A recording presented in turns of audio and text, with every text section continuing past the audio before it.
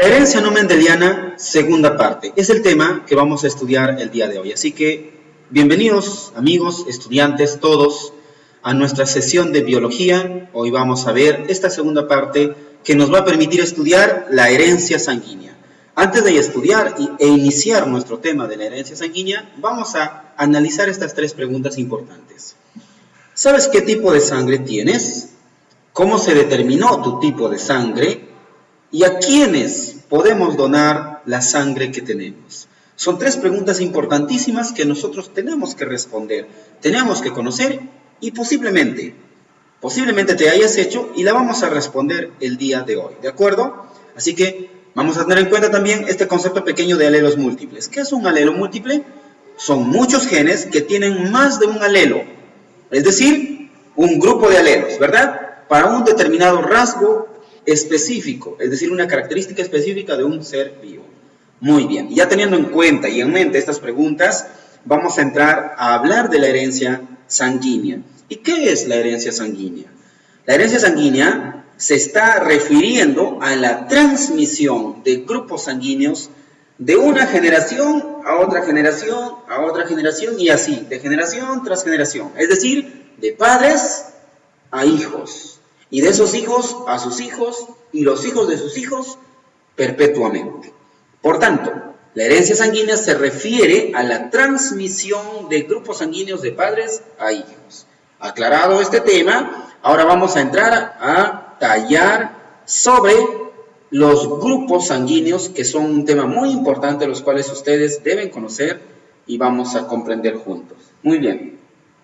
Dice, el sistema ABO, o ABO, también conocido, es el grupo sanguíneo.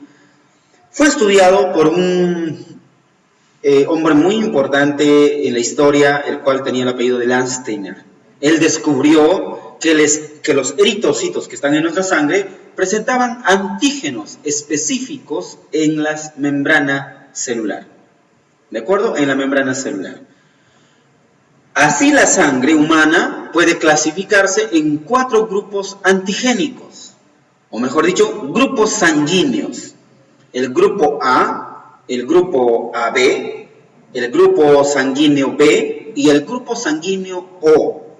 Los tipos A y B tienen solo el antígeno A o B, respectivamente.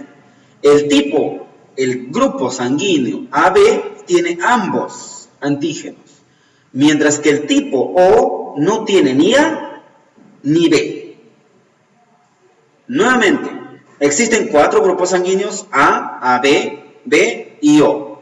Cuando se toma la sangre de un individuo donador, cuando alguien va a donar sangre, por ejemplo, para ser transferida a otro llamado receptor, a otra persona, o animal también puede ser, porque no solo se cumple en los humanos, sino que en los animales también, ambas sangres deben tipificarse primero, es decir, deben identificarse, clasificarse, para saber si concuerda con la sangre a quien vamos a donar, para determinar si son o no compatibles. Esa es la razón.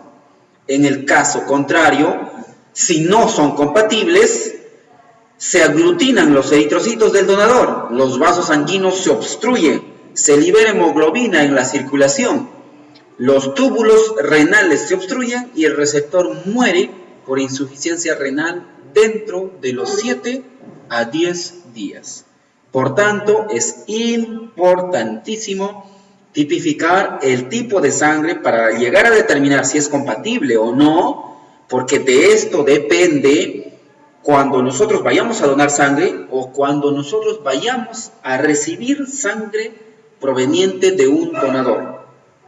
Entonces nosotros debemos conocer el tipo de sangre que poseemos, el tipo de sangre de cada uno de nuestros familiares, porque puede ocurrir casos, y más adelante lo vamos a ver, donde hay incompatibilidad sanguínea dentro de la familia.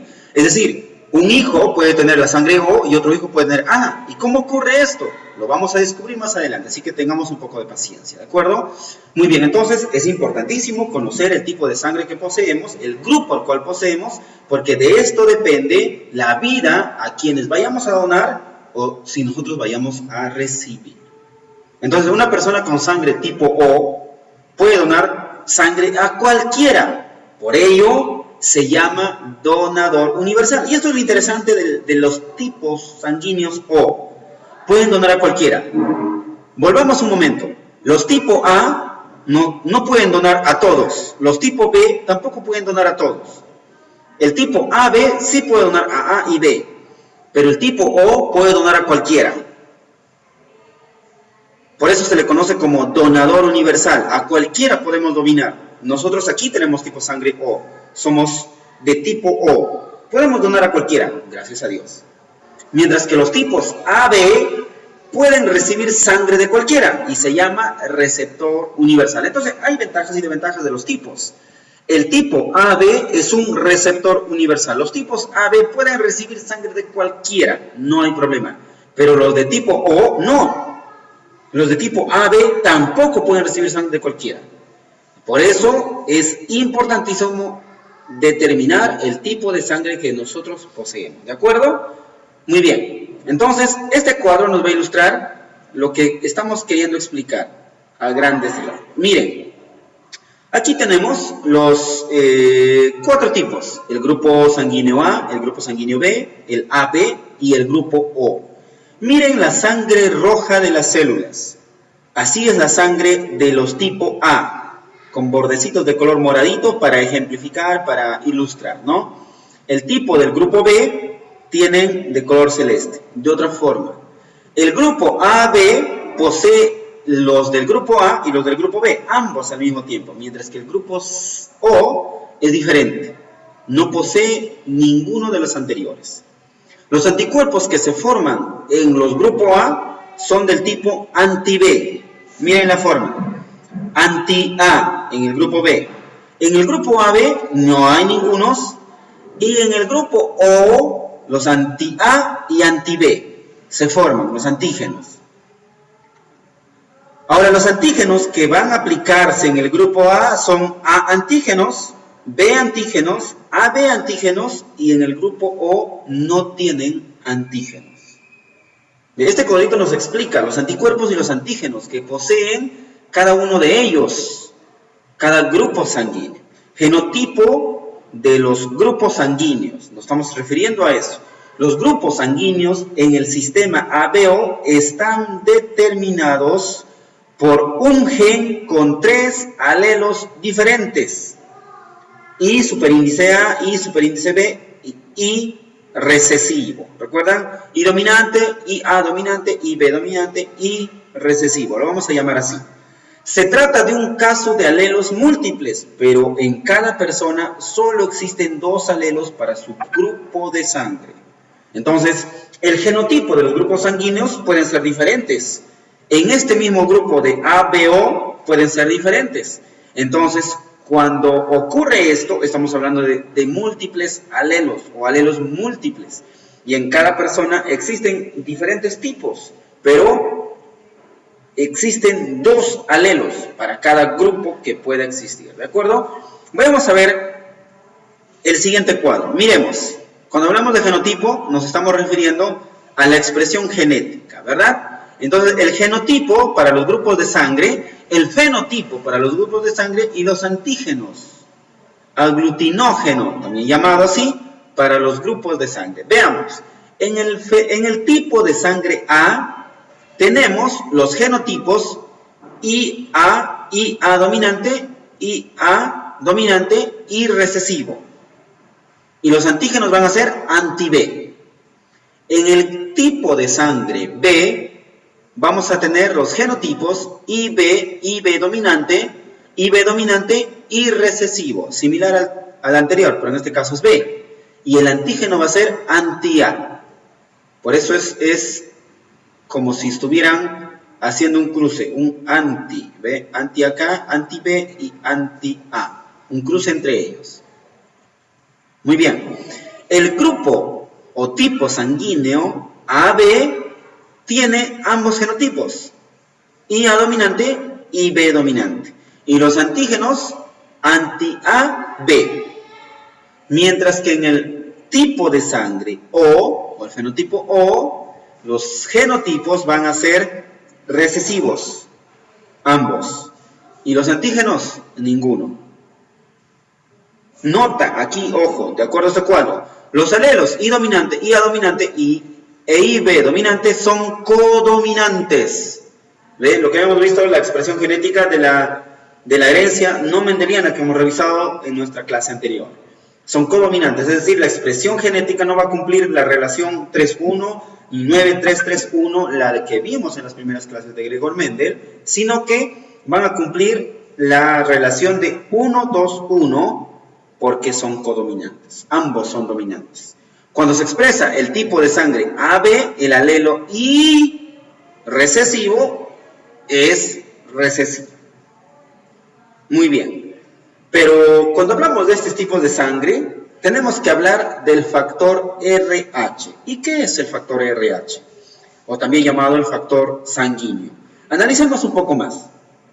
Por favor, no se pierdan ninguna explicación, ¿de acuerdo? En 1940, Landsteiner descubrió que los glóbulos rojos presentaban más antígenos. Halló uno al que denominó antígeno D o el factor RH. Y este factor es muy importante, chicos, porque a nosotros nos va a permitir identificar el tipo de sangre que poseemos nosotros. Al mismo tiempo, ha permitido identificar casos de incompatibilidad sanguínea dentro de una sola familia. Por lo tanto, es importante saber de qué trata. El cuadro nos dice, cuando un genotipo de un homocigote dominante RR, su fenotipo será RH positivo. ¿Han escuchado hablar de este término? RH positivo. Cuando un homocigote tiene R dominante y R recesivo, es decir, híbrido, su fenotipo va a ser RH positivo. Mientras que un genotipo homocigote recesivo, no debería ser dominante acá, recesivo, RR, su fenotipo será RH negativo. Entonces, hay que tener en cuenta lo que está ocurriendo aquí. ¿De acuerdo? Muy bien. Aquí, recesivo.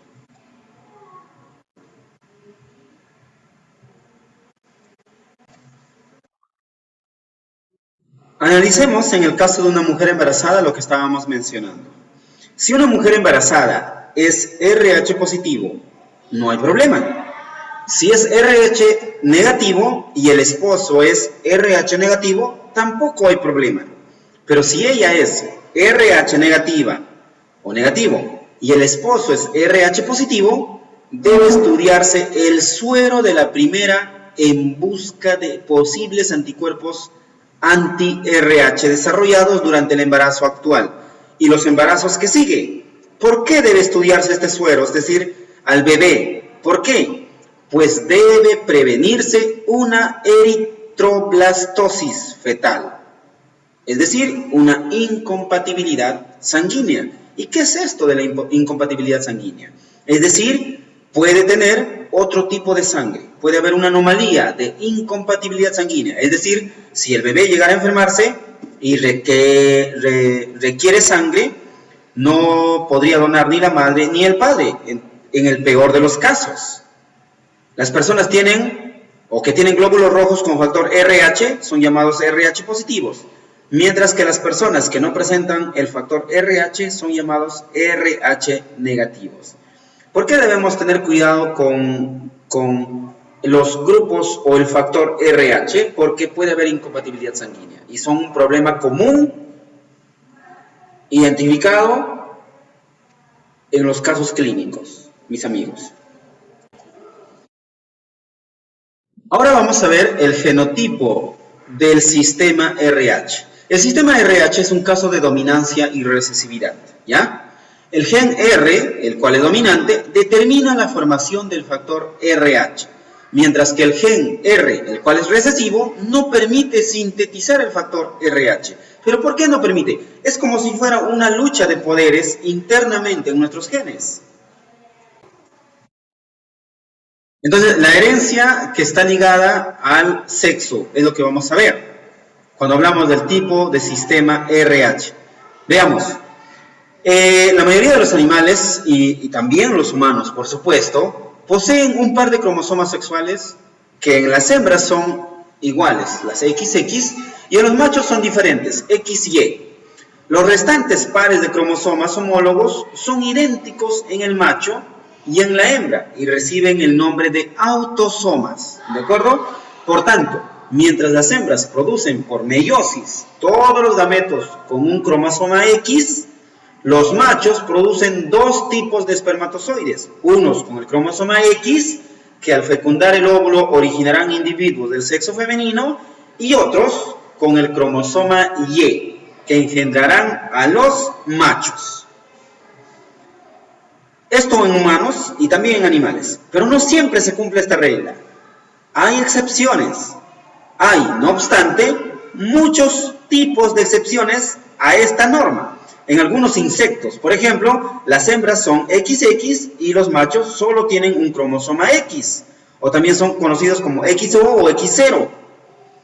En abejas, por ejemplo, y hormigas, el sexo no viene determinado por el par de cromosomas sexuales.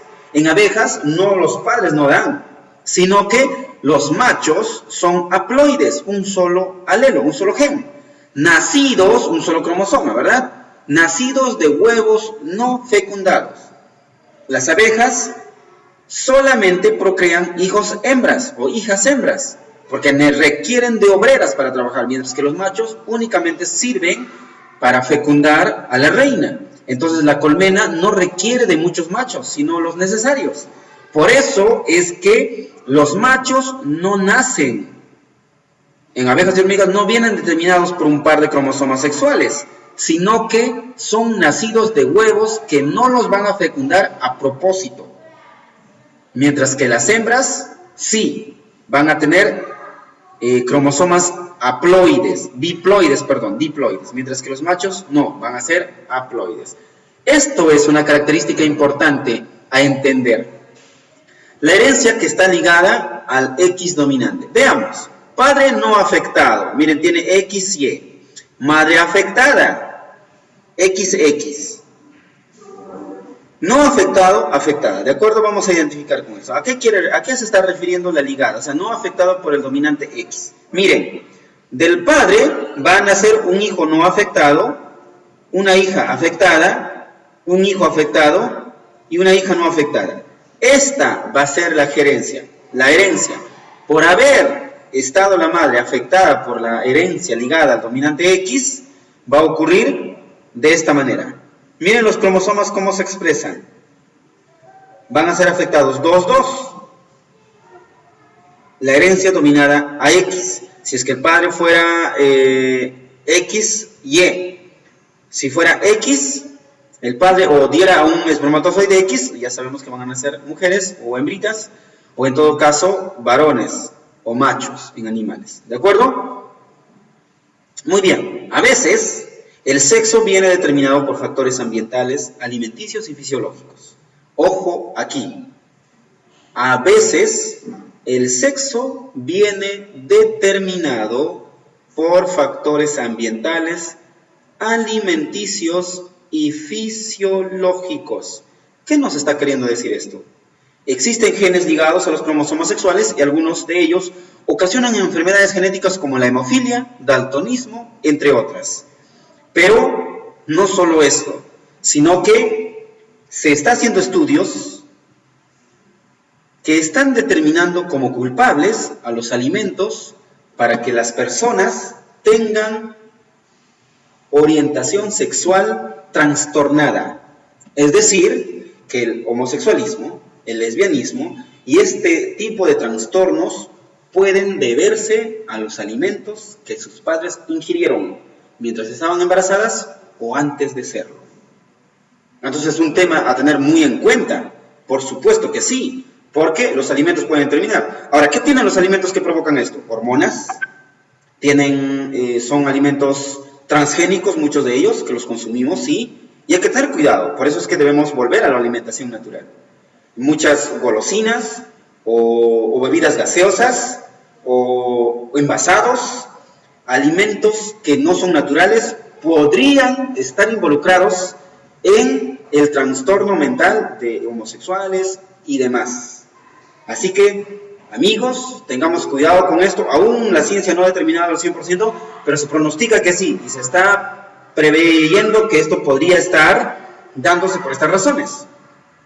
¿De acuerdo? Muy bien, entonces, estos genes que están ligados a cromosomas sexuales y algunos de ellos ocasionan enfermedades genéticas. ¿Y cuál es? La hemofilia. ¿Y qué es la hemofilia? Es la falta de coagulación sanguínea debido a la falta del factor 8, lo cual es ocasionado por un gen recesivo ligado al cromosoma X. La hemofilia es la falta de coagulación, es decir, alguien se hace un corte y se desangra hasta casi morirse y requiere de cuidados especiales y un tratamiento especial. Esta es una enfermedad genética, no es producto del medio ambiente, aunque podrían ser también contribuyentes, los fisiológicos, algún trastorno mental, un maltrato, un golpe, una caída, puede ser, o un factor ambiental como climas agrestes, desérticos o humedales como lo que están aquí en selva, puede ser, pero también intervienen los alimentos al mismo tiempo que los genes. Hay muchos factores que se pueden dar, pero existen de los muchos casos. Veamos, un fenotipo normal debe tener XH, una portadora XH minúscula, ojo acá, un hemofílico XH, recesivos, ¿ve? Hemofílica. Ahora el hemofílico XHY, un normal XHY dominantes. Estos códigos se identifican cuando se hacen los estudios de la sangre. En los hospitales, en los estudios especializados vamos a determinar esto. ¿De acuerdo? Muy bien. Ahora, la otra enfermedad es el daltonismo. Es la incapacidad para distinguir los colores, en especial el verde del rojo, lo cual es provocado por un gen recesivo ligado al cromosoma X. Entonces, el daltonismo es una incapacidad para distinguir colores, especialmente los rojos y los verdes. Un fenotipo normal debe tener XD. Una portadora tiene XD recesivo. Una daltónica XD recesivo. Daltónico XDY. Un normal XDY dominante. Muy bien. Luego, ¿sabías que la hemofilia es una enfermedad que afecta el 99% a varones y con el tratamiento adecuado, la expectativa de vida para estas personas es de aproximadamente 10 años, menos que la de la gente que no la tiene? Es un tema muy importante a tratar.